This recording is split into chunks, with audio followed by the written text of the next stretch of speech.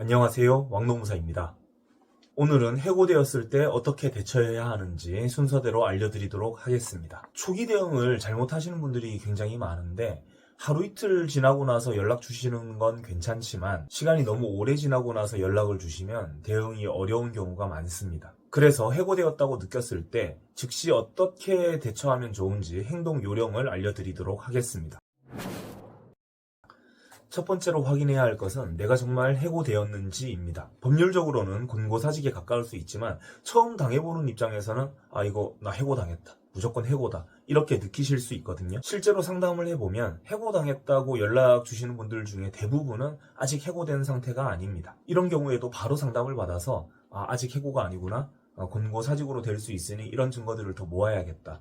이렇게 상담을 받아가시면 되거든요. 그런데 1개월 전에 해고됐다면서 상담을 받으러 왔는데 확인해보니 권고사직이에요. 이렇게 되면 돌이키기가 어렵습니다. 따라서 해고 증거를 확인해서 내가 해고된 것이 맞는지 확실하게 해야 해요. 해고 통지서를 받았으면 대부분 문제 없습니다. 간혹 정말 이상한 해고 통지서도 있는데요. 일반적인 해고 통지서를 받았으면 그걸로 해고 증거는 확실하죠. 서면으로 해고 통지서를 받은 게 아니라면은 노무사에게 상담받는 게 좋습니다. 방문 상담 말고 전화 상담으로 하면 대부분 노무사님들은 3만원 이내로 상담이 가능할 겁니다. 저도 네이버 엑스퍼트에서 10분에 15,000원, 20분에 3만원 이렇게 상담을 하고 있습니다. 해고 증거가 확실하지 않은 상황에서는 상담을 받고 어떤 증거를 더 확보해야 하는지 확인하는 것이 좋습니다.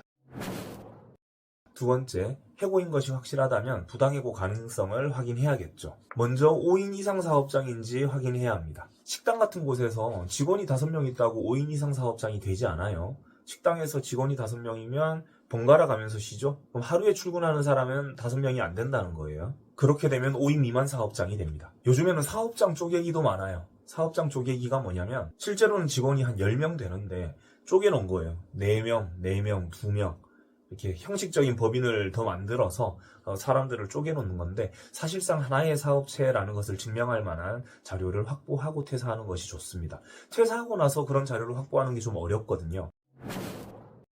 다음으로 해고 절차가 정당한지 확인해야 합니다. 취업규칙 등의 징계위원회 규정이 있는지 확인해야 합니다. 해고 사유가 아무리 확실해도 징계위원회 절차를 지키지 않으면 부당해고가 될 수 있어요. 하지만 근로계약서나 취업규칙에 징계 절차에 대한 내용이 없다면 그건 회사한테 유리합니다.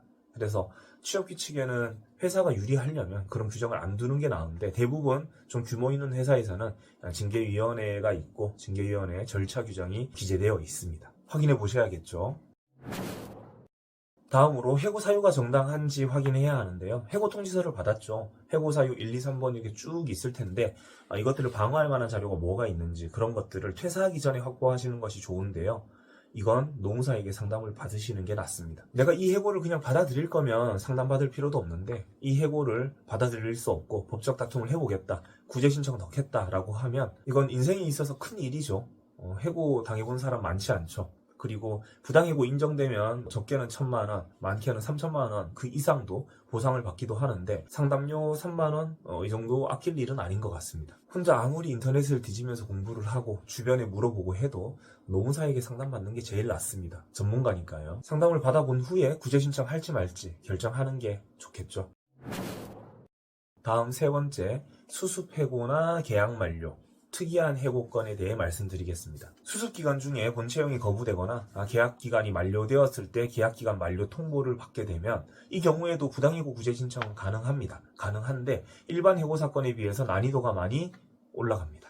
그럼에도 불구하고 이기는 사건들이 있어요. 정말 억울하고 말도 안 된다 생각이 드시면 노무사에게 상담받고 퇴사 전에 유리한 증거들을 많이 확보하고 퇴사하는 게 좋습니다. 수습해고나 계약 만료건은 노무사에게 상담을 받고 나도 내가 이걸 구제 신청을 해볼지 말지 판단하기가 좀 어렵긴 해요. 인정 가능성이 일반 해고건에 비해서는 낮기 때문이에요. 난이도가 좀 있어서. 그럼 노무사를 선임하자니 선임했다가 지게 되면 착수금만 날리는 꼴이 되고, 그렇다고 혼자 진행하자고 하니 노무사 써도 이길까 말까 하는 상황인데 혼자서 하기에는 많이 어렵거든요. 난이도 자체가. 그래서 사실 노무사에게 상담받고 나서도 이걸 진행할지 말지 망설이는 분들이 많이 있습니다. 하지만 모든 사건이 그런 게 아니고요. 수습해고건 중에서도 웬만해서는 이기겠다 이런 사건들이 있어요. 정말 터무니없게 본채용 거부한 사건들. 반면에 회사가 그렇게 터무니없게 한 게 아니고 이런저런 회사가 주장할 만한 근거가 있을 때는 난이도가 높기 때문에 판단이 좀 어렵죠. 진행할지 말지 판단하는 게. 저는 가능성이 좀 떨어져 보이는데 그래도 꼭 하고 싶다라고 말씀하시는 분들 중에서 월급이 300만 원 미만인 분들은 그냥 국선노무사를 쓰시라고 안내해 드리는 편입니다. 정식으로 노무사를 선임하게 되면 착수금만 날리는 꼴이 될 수 있죠. 노무사를 선임하면 그래도 이겨볼만 하다 싶으면 그래도 제안을 드릴 수는 있는데 정말 어려운데도 이거 딱 봐도 많이 어렵다. 인정 가능성 20% 미만이다. 그럼에도 불구하고 하고 싶다는 분들이 있어요. 그런 경우에는 국선 노무사를 추천드리고 그렇습니다. 착수금 때문이죠.